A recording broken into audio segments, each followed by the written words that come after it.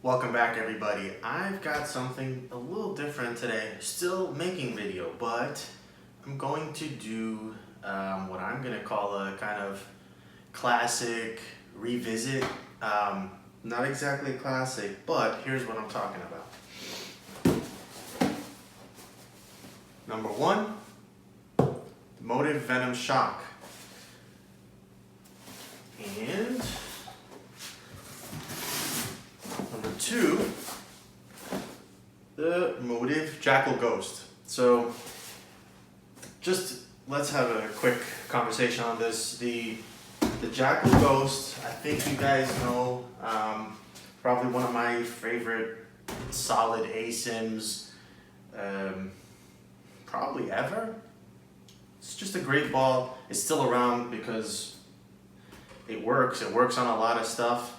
For whatever reason, it works. It's super versatile. Works on a lot of stuff. Works for a lot of bowlers. So I think that's kind of like a personal revisit, essentially. But I kind of know what to expect there. So let's chat a little bit about the Venom Shock. This ball's been around for a while, right? Even longer than the Jackal Ghost. And I've tested this, and we have a video from way back when, right? And it was a different bowler, it wasn't me, I believe. So there you go.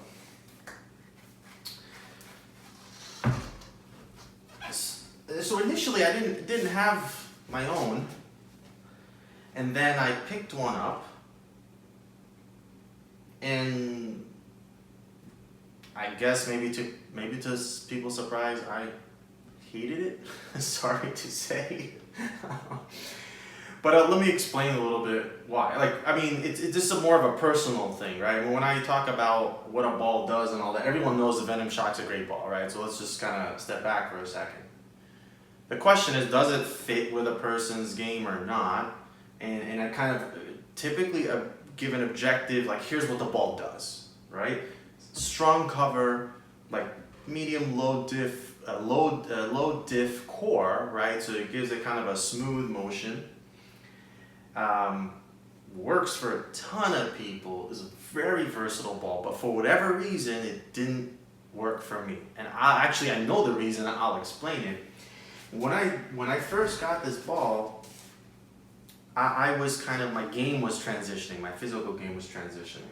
And this is after the testing, right? So when I did the review initially, it was like I said, I was reviewing one of my testers throwing the ball.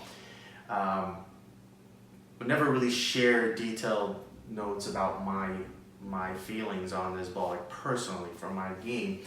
But I was transitioning, my game physically, and I mean, you all know I'm like a medium rev, medium speed bowler.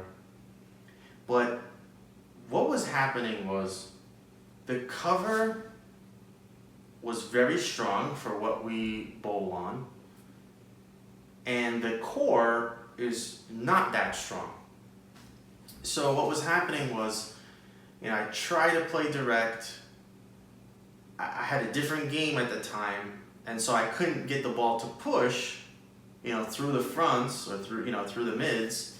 So it starts reading early, and it jumps. Okay, fine, make a move. Still jumps. But once I find that point where the move is enough, the back end is no longer enough. And so I basically got this sort of really pukey reaction. I mean, it's strong, it wants to read, but for me to get to the pocket, I needed to be deep enough. But once I was deep enough, I couldn't get it to turn over and carry. And ultimately, at the time, no matter what I did, I just couldn't get it to work. I mean, for my personal arsenal, I see tons of balls, so I didn't feel like spending a ton of time figuring out how to make it match my game. I don't need any niche balls in my bag. Now, with that said, my game's very different today than when this ball first came out.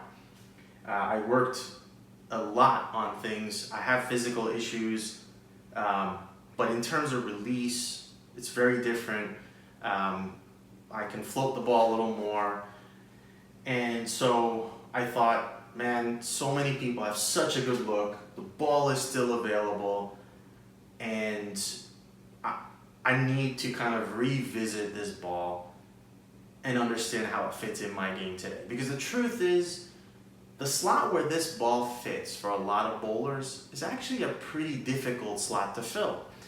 That sort of, we talk about it. I talked about my arsenal. Hopefully, if you guys haven't seen that, you gotta go back and watch the arsenal building videos. So, like, really critical to understanding everything I kind of go through with each of the balls I review. I feel anyway. I think it's very beneficial to kind of look at things from an arsenal perspective.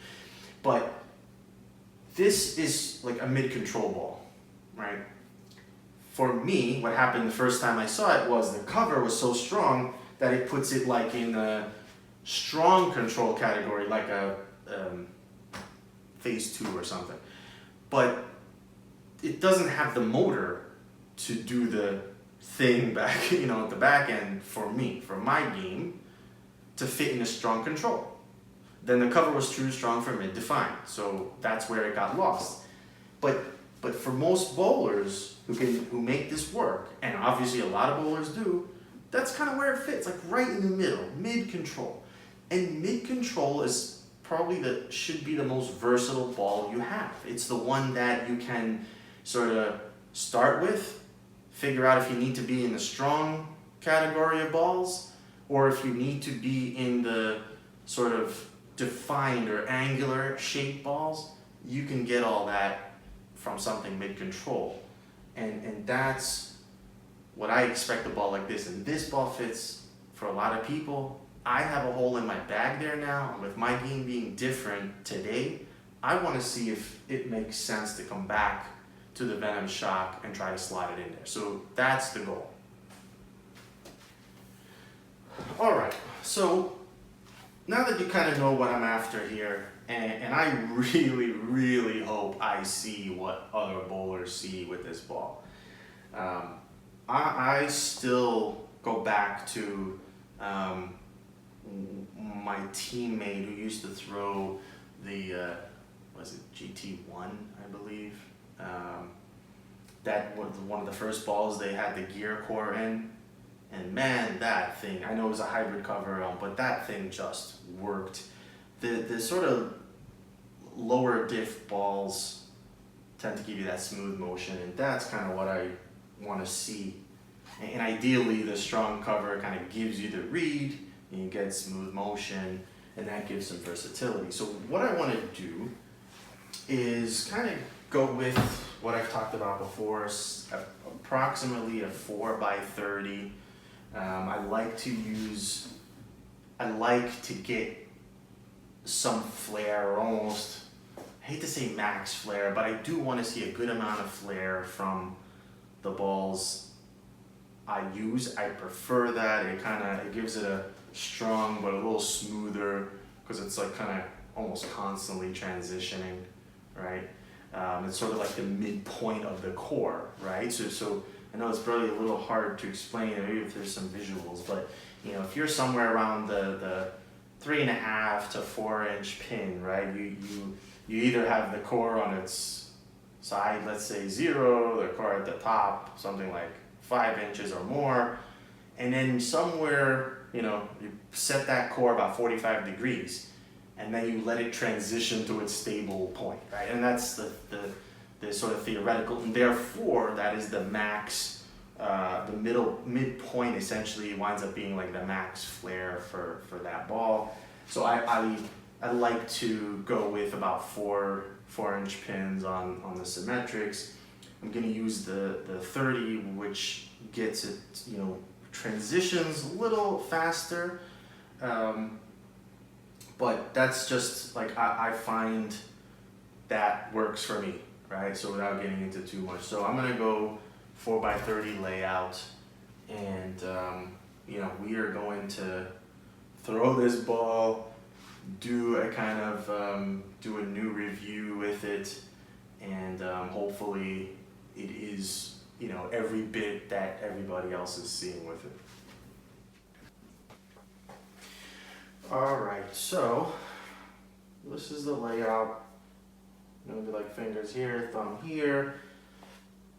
It's like 3.75, 3 3/4 basically by 30, so it's just one little tiny bit shorter, but anyway, yeah, we're gonna punch that up and go from there.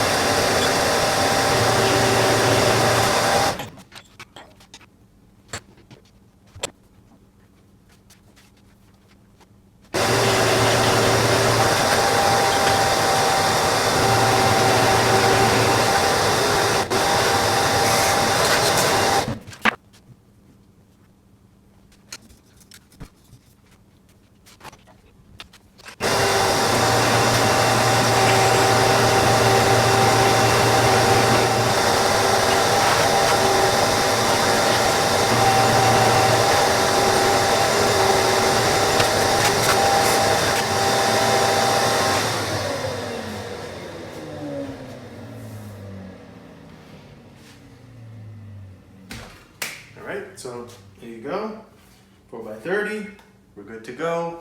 We will be testing this shortly, and I am hopeful that I am going to see the magic that everyone else sees. Alright, see you soon.